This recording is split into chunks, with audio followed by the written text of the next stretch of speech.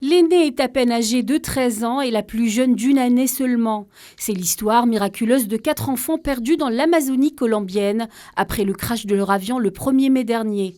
40 jours qu'ils étaient livrés à eux-mêmes, errant dans une jungle hostile à la merci du danger, du froid et des caprices de la nature. Cette histoire a mis en émoi tout un pays. Plus les jours passaient, plus l'espoir de retrouver cette fratrie vivante s'évaporait.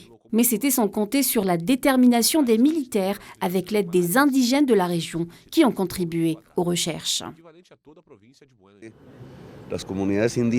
Les communautés indigènes qui ont participé aux recherches et les forces militaires ont retrouvé les enfants 40 jours plus tard.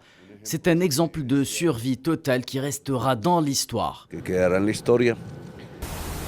Déjà endeuillée par le décès de la mère des enfants et d'un de leurs proches dans le crash, la famille des 4 enfants n'a pu contenir sa joie. Incrédule, les larmes aux yeux, les grands-parents avaient toujours du mal à réaliser.